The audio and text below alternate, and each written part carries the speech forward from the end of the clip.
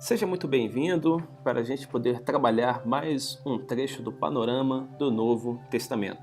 A gente está abordando então os evangelhos e dentro dos evangelhos a gente está abordando a cronologia dos fatos e agora essa porção da aula vai trabalhar o ministério de Jesus na Galileia.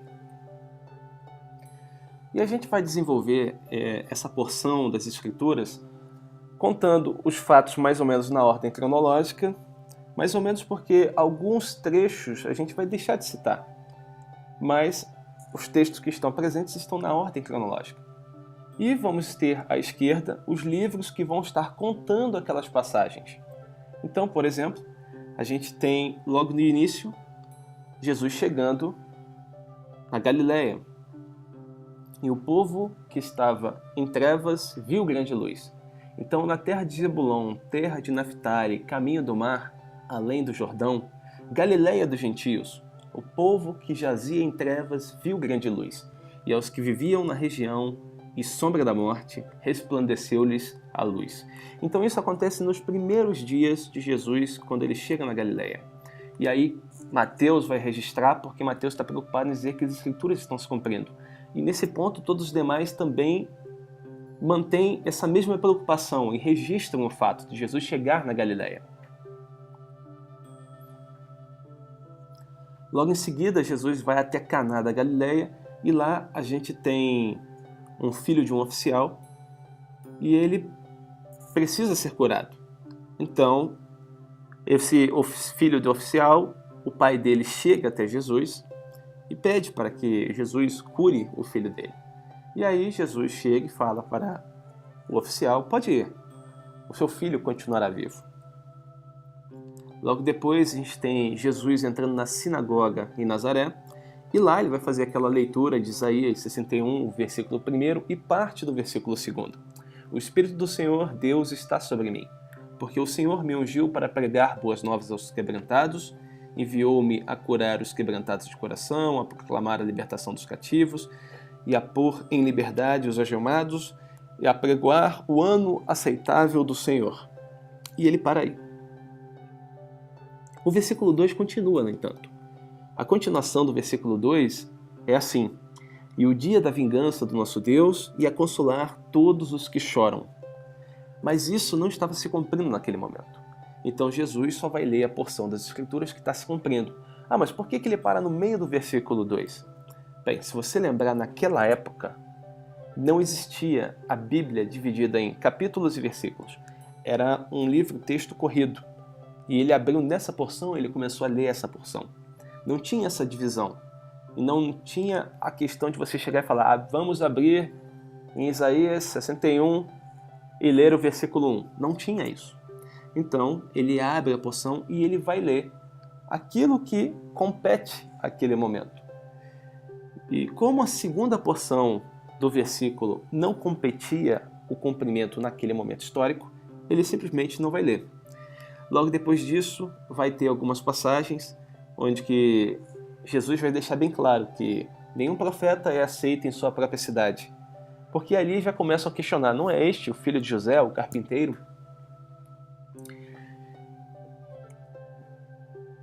Passado esse momento, a gente vai ter Jesus encontrando de novo com André e com Pedro.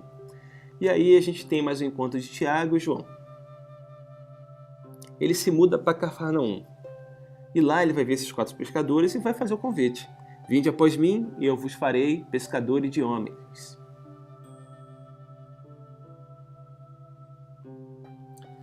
Bem, como ele mudou para Cafarnaum, ele vai agora na sinagoga em Cafarnaum. Então, naquela sinagoga, Jesus ele vai estar ensinando como quem tem realmente autoridade. Então, as pessoas vão olhar para ele e vão ver algo diferente. Ele não ensina como os doutores da lei. Ele fala realmente como quem tem autoridade. Naquele momento também vai ter um jovem possesso que vai chegar e falar: olha, eu sei quem tu és. E Jesus manda ele calar e manda o espírito sair dele. E as pessoas ficam fascinadas, falam: será isso uma nova doutrina? Isso acontece em Cafarnaum. Logo depois ele sai daquela região e vai viajar por toda a região da Galileia. Então, quando ele viaja por toda a região da Galileia, vão ter pessoas da própria Galileia que vão procurar o Messias para serem curadas. As pessoas que estão na Judeia ouvem falar do Messias e vão até lá para serem curadas. As pessoas de Decápolis, idem. De Jerusalém, idem. Do Jordão, idem.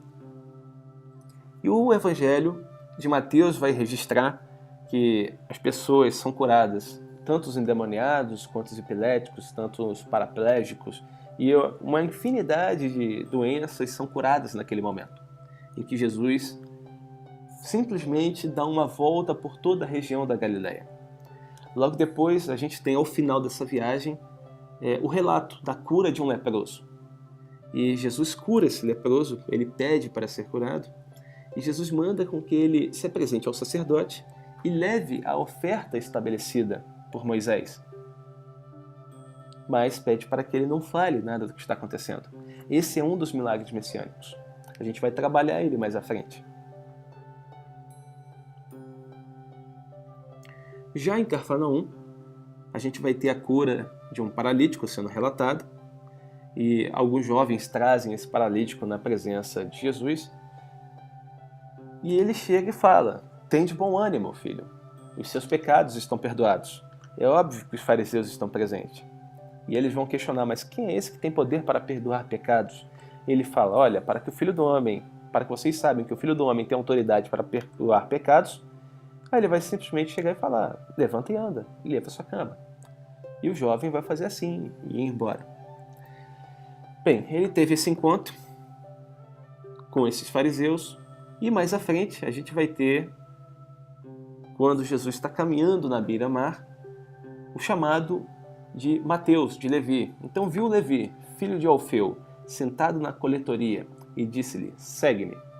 E é bem simples essa parte. Simplesmente Mateus o segue.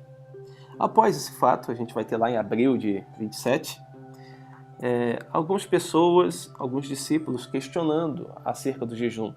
Falando: "Olha, por que os discípulos de João e os discípulos dos fariseus estão jejuando, mas os teus não?" E Jesus explica como é que eles podem jejuar quando o noivo está presente, está com eles. É óbvio que eles não podem jejuar porque o noivo está consigo, mas virá dias em que eles jejuarão, justamente porque o noivo lhes será retirado. Então ele deixa isso claro. Logo depois, Jesus vai até Jerusalém, e lá tem, perto da porta das ovelhas, a gente vai ter o tanque de Betesda. E há um paralítico ali, que anseia ser curado. E ele vai curar o paralítico e justamente num sábado. E as pessoas questionam por que ele está fazendo uma cura no sábado. E Jesus simplesmente vai falar que, olha, o meu pai ele continua trabalhando até hoje. E eu também. Logo em seguida, a gente vai ter um longo discurso sobre a vida eterna e sobre a relação do Messias com o Pai. E quem faz esses tipos de registro de discurso longo é o próprio João.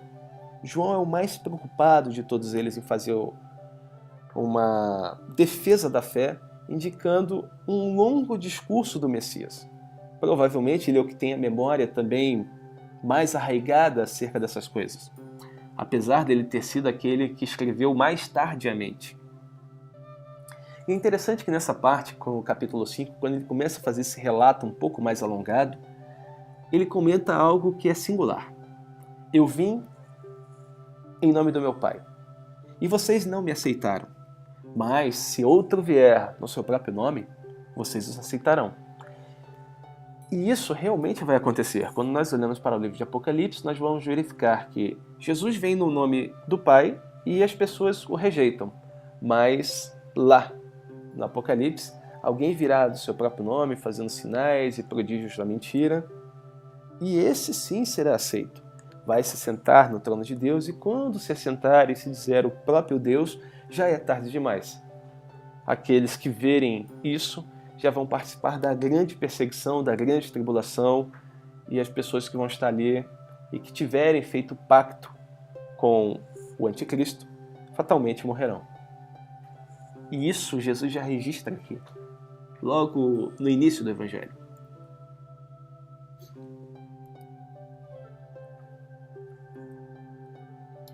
Logo em seguida, a gente vai ter outro relato do Messias em confronto com os fariseus. porque os fariseus identificam que os discípulos do Messias estão colhendo espigas no sábado. E eles falam, olha, isso não é permitido.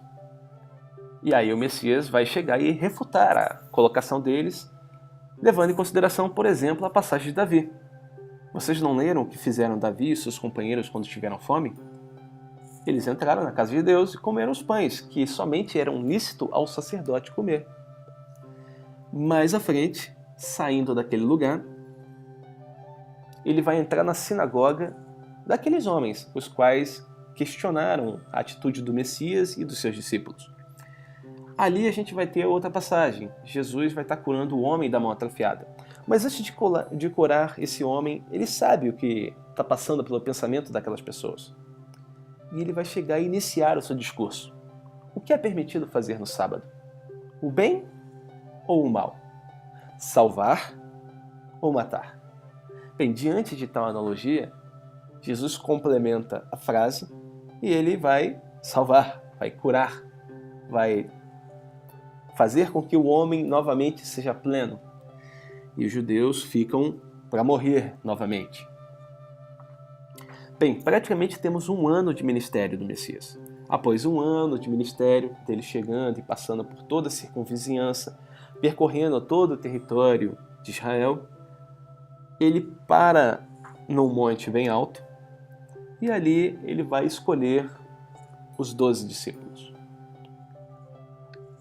Ao final dessa escolha, vai se iniciar o Sermão do Monte. E aí a gente vai ter o Sermão do Monte sendo destacado tanto por Lucas quanto por Mateus.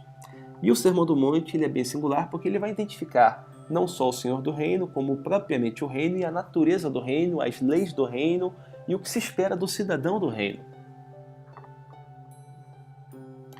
E aí Jesus vai para Cafarnaum e lá existe o relato do centurião, registrado para a gente. Tanto Mateus quanto Lucas fazem questão de registrar. E eles deixam isso bem claro da seguinte forma. Eles falam que as pessoas que eram da localidade chegam até Jesus e falam, olha, este homem, ele nos ajuda, ele nos ajudou a edificar a sinagoga. É lícito você fazer o bem para ele. E Jesus vai até esse homem. Mas no meio do caminho, esse homem chega e manda um servo seu ir ao encontro de Jesus. E esse servo vai falar, Senhor, não te incomodes, pois não mereço receber-te debaixo do meu teto. Por isso, nem mesmo me considerei digno de ir ao teu encontro. Mas dize uma palavra, e o meu servo será curado. Pois eu também sou o homem sujeito à autoridade, e com soldados sob o meu comando. Eu digo a um, vá, e ele vai. E a outro, venha, e ele vem. Eu digo a meu servo, faça isso. E ele faz. Bem, Jesus vai olhar para as pessoas que estão ao redor e vai falar que nem em Israel ele encontrou tamanha fé. E ele despede os servos que vieram falar com ele, e quando os servos chegam na casa, eles já encontram o servo do centurião que estava adoentado, já melhor. Logo depois a gente tem Jesus saindo de Cafarnaum e ele vai passar por perto de Naim. Então ele está na porta de entrada de Naim, da cidade de Naim, quando ele vê uma viúva saindo aos prantos cortejando seu filho, que era morto. Estavam indo para enterrá-lo. Jesus para aquela procissão, se condoece da viúva, chega até o jovem e fala, jovem, lhe digo, levante-se. E o jovem se levanta. E a viúva tem o seu filho de volta e novamente eles entram cidade adentro. Lá para agosto, nós temos registrado nas Escrituras o elogio a João Batista. O que fostes ver no deserto? Um profeta? Sim, eu lhes digo, e mais que um profeta. Então Jesus chega e dá uma pontinha. João é profeta, mas ele é mais do que isso. Mateus e Lucas registram o fato. Logo em seguida, ele vai condenar a maldade das cidades e condenar a própria maldade do coração humano. Nós lhe tocamos flauta e vocês não dançaram. Cantamos um lamento e vocês não se condoeram?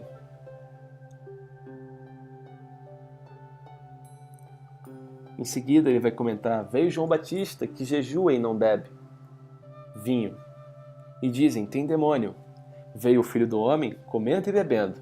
E dizem: eis aí um comilão e beberrão, amigo de publicanos e pecadores. Mas a sabedoria é comprovada pelas obras que a acompanham. É interessante que logo depois dele chegar e falar da maldade que há dentro do coração humano, ele vai citar das cidades que são condenadas. E as cidades que ele condena são as cidades aonde foram registradas as maiores quantidades de milagres nas Escrituras. Aonde o Messias mais fez milagre é onde que as pessoas deveriam ter se arrependido dos seus pecados. Por exemplo, Corazim e Betsaida. Ele faz uma oposição entre Corazim e Betsaida com Tiro e Sidom. E ele fala que Tiro e Sidom, se esses milagres tivessem sido realizados nelas, eles teriam se vestido de panos de sacos e não pensariam duas vezes em se cobrir de cinzas para mostrar o arrependimento. Logo depois ele faz outra oposição. Ele vai pegar Cafarnaum e vai opor a Sodoma.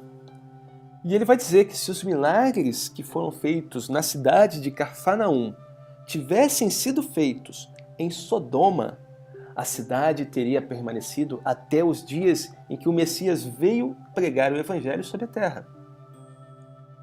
E isso é muito forte. Para você entender o que estava acontecendo naquele local.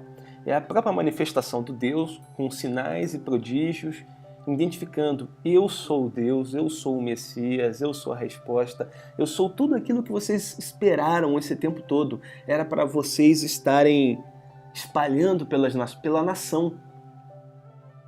E era para todos agora estarem se convertendo dos seus pecados e clamando para que o reino fosse inaugurado. Mas não era o que estava acontecendo. Bem, em seguida, a gente vai ter o relato da cura do endemoniado que é cego e que é mudo. E isso também é um milagre messiânico, que a gente vai trabalhar ele mais à frente, provavelmente na próxima aula. Logo depois, seguido ao relato do milagre messiânico, nós já temos o pecado imperdoável, que todo pecado contra o Filho do Homem será perdoado, mas contra o Espírito Santo, nem neste século, nem no século por vir. Também é um tema que vamos trabalhar mais à frente. Também dando continuidade, os 3 fatos estão encadeados. Vai ter o Messias falando sobre o sinal de Jonas. Então, uma geração perversa e adúltera pede um sinal, mas nenhum sinal lhe será dado, senão o sinal de Jonas. E ele vai explicando qual é o sinal que ele vai fazer para que toda a nação tenha ciência. Por que toda a nação tenha ciência? Porque se você olhar, você vai ver que ele continua fazendo milagres, mas não com o objetivo que toda a nação veja. O sinal de Jonas é para que toda a nação veja, para que todos falem, todos comentem, todos reverberizem que aconteceu exatamente como o Messias disse.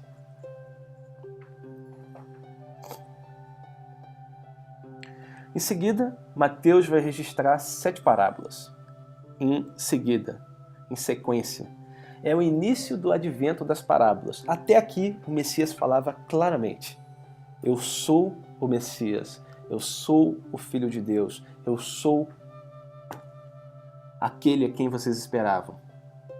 Daqui em diante ele começa a falar parábolas, para que as pessoas ouçam, mas não entendam, não compreendam, não se arrependam dos seus pecados e porventura não sejam salvos. E ele vai dizer isso, e a gente vai trabalhar esse contexto mais à frente. Porque aqui ele vai falar que a uns é dado conhecer os mistérios do reino de Deus, mas não a todos. Justamente por algo que aconteceu um pouco antes dessa passagem. Vamos trabalhar na próxima aula. Agora a gente só está trabalhando uma sequência cronológica dos fatos.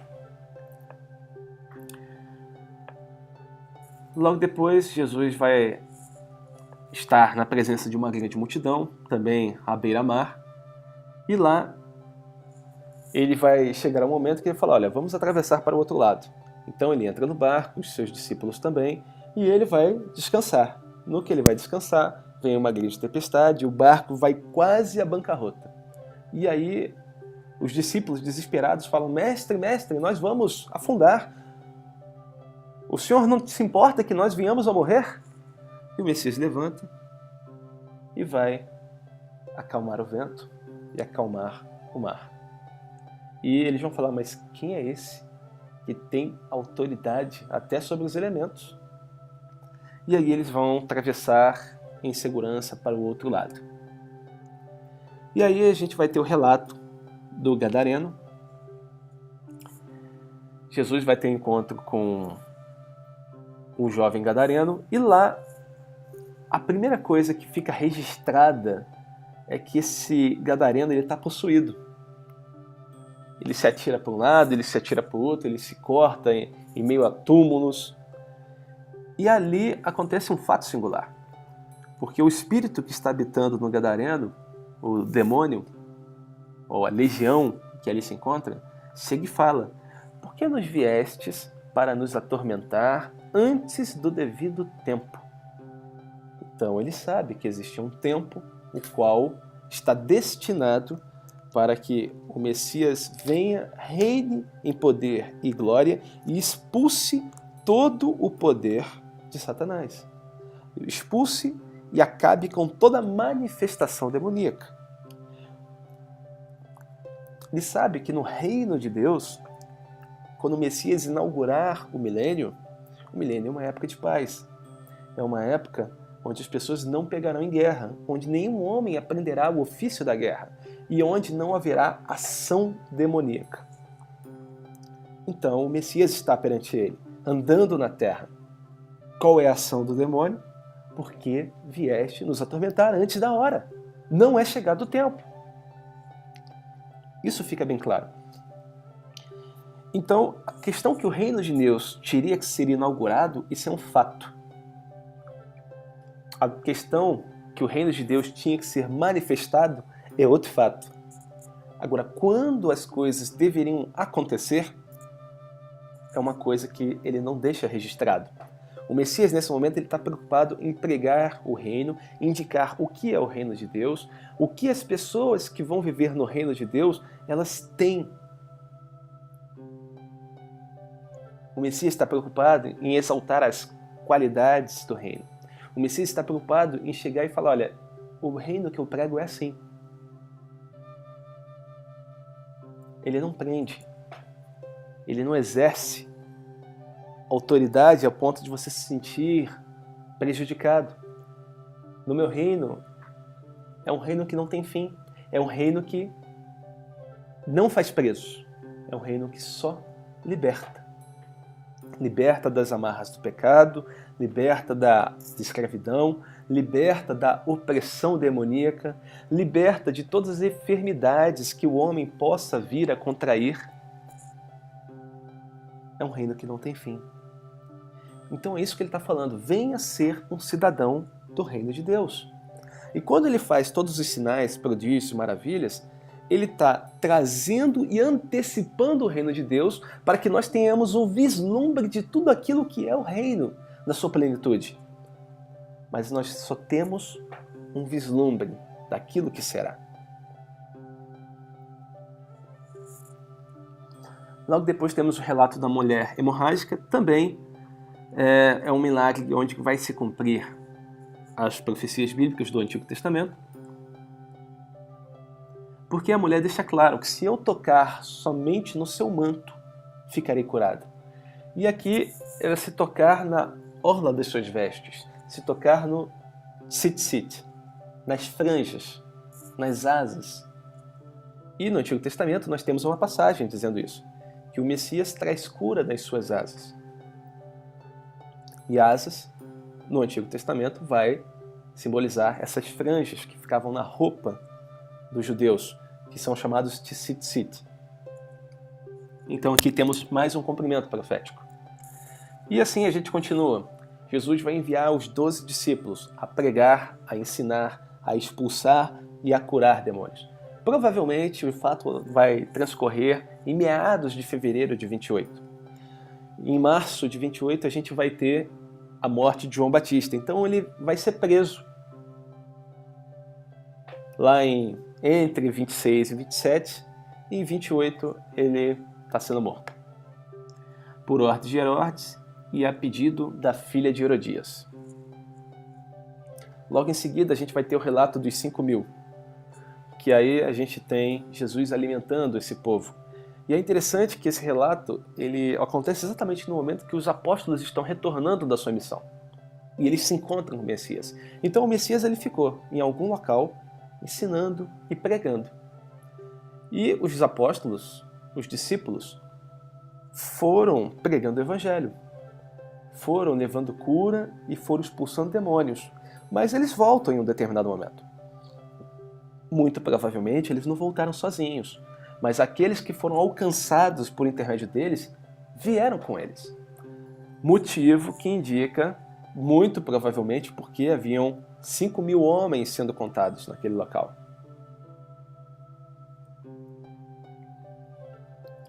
Logo depois a gente tem um relato de Jesus andando sobre as águas, então ele sai daquele local, atravessa, manda os discípulos atravessarem a barco, começa uma tempestade de novo, mas o Messias ele vem andando sobre as águas. E aí a gente já sabe o que Pedro faz. Se tu és Jesus, manda-me ir ao teu encontro, por sobre as águas. E daí a gente já tem um relato do que aconteceu naquela passagem.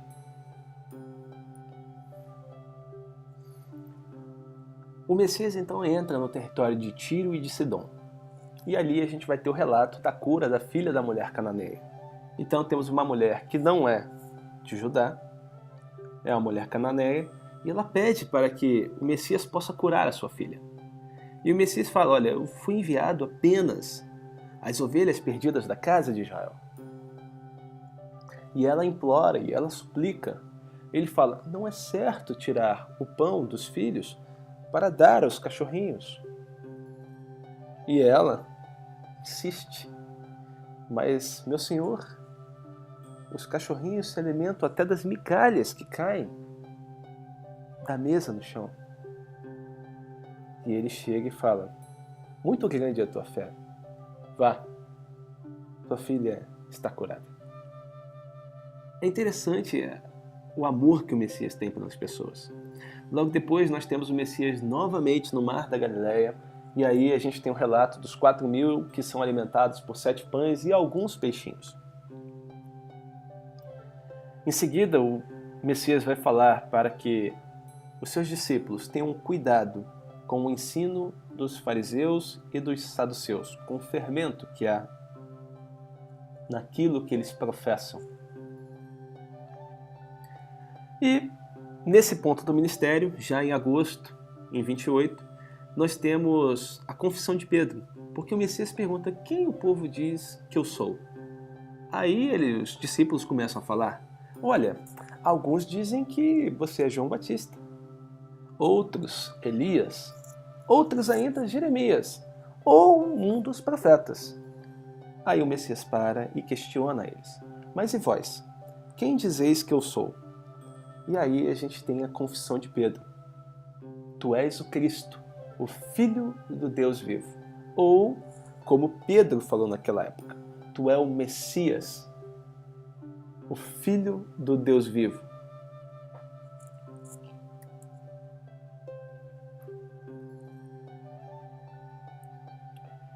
Logo em seguida a gente tem Jesus indo para o Monte da Transfiguração e lá ele só vai com 3 discípulos. Vai com Pedro, com Tiago e com João.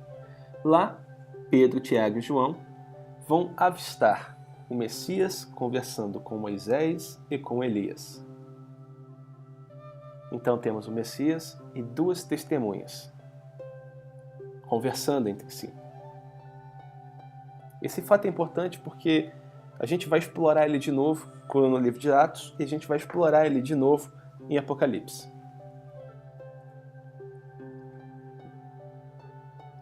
Bem, eles acabaram de ver o Messias conversando com Moisés e com Elias. Nada mais normal do que eles fazerem um questionamento acerca de Elias.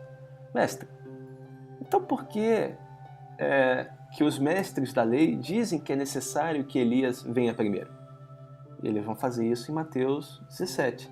E você vai falar, é verdade que Elias tem que vir primeiro, mas eu digo que Elias já veio. E ele vai indicar que Elias era João. Logo em seguida, a gente vai ter o relato de um pai de um menino que é endemoniado, e esse pai está desesperado, porque ele não consegue curar o seu filho. Ele não consegue que os discípulos consigam curar o seu filho. Então ele chega aos pés de Jesus desesperado, e ele clama para que o Senhor pudesse fazer alguma coisa por ele. E ele fala, olha, eles não conseguiram, os seus discípulos não conseguiram fazer nada. E aí o Messias comenta, ó geração incrédula e perversa, até quando estarei convosco? Até quando terei que suportá-los? Tragam-me, menino. Ele questiona o pai. O pai pede, será que você não pode curá-lo? Se é que podes. Jesus vai chegar e responder, mas tudo é possível àquele que crê. E o pai não dá uma brecha, ele não dá um intervalo, ele não medita longamente, mas imediatamente, quase cortando o Messias, ele fala, creio, mas ajuda-me na minha falta de fé. E aí a gente já tem um relato que a Bíblia vai trazer daquele momento. Aqui a gente deixa registrado uma das predições de morte do Messias, onde que ele diz claramente, o Filho do Homem será entregue nas mãos dos homens e eles o matarão. Mas no terceiro dia, ele há de ressurgir. Mas parece que a mente dos discípulos estavam cauterizadas com relação a essa mensagem, que por mais que eles ouvissem, eles aparentemente não entendiam, ou não queriam entender.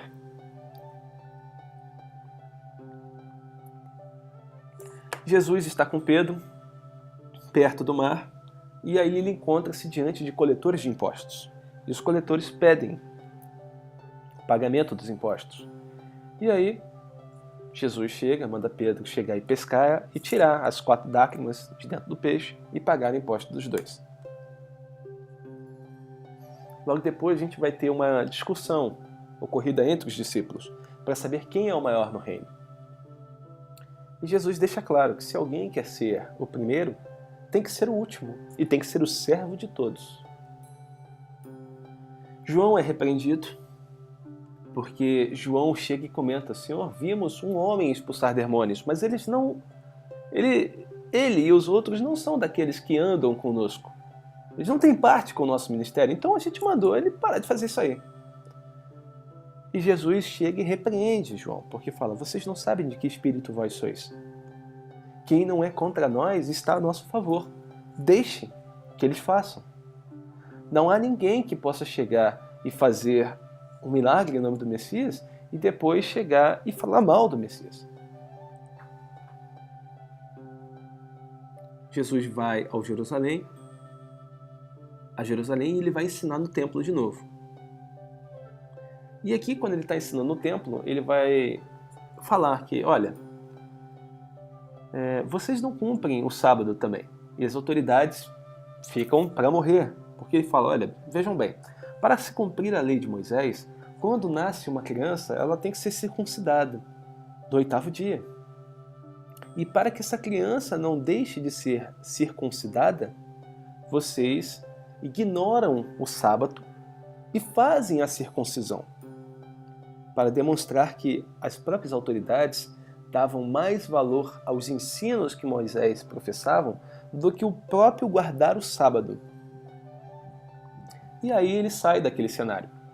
Mas, logo na frente, ele vai encontrar uma mulher que está sendo acusada de adultério. E os mestres da lei querem pegar Jesus de algum jeito. E eles já estão tanto quanto irritados com o Messias, porque utilizaram o próprio Moisés para refutar a guarda do sábado. Então o que eles fazem? Senhor, o que fazemos com esta mulher? Sabemos que a lei de Moisés manda que seja apedrejada. Mas o que você diz?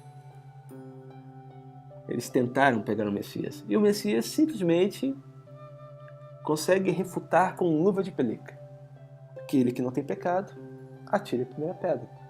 E conta o texto que do mais velho até o mais moço foi saindo um a um, até que só sobrou a mulher e o Messias. Mulher, onde estão os teus acusadores?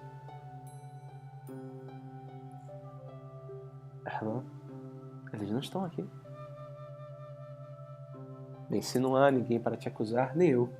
Vá e não peques mais. Logo em seguida, a gente tem o texto falando acerca da luz do mundo. O Messias se apresenta como a luz do mundo e chama os homens à liberdade espiritual. Aqui a gente para um pouco com a cronologia dos fatos e a gente vai trabalhar uma passagem a respeito do Sermão do Monte.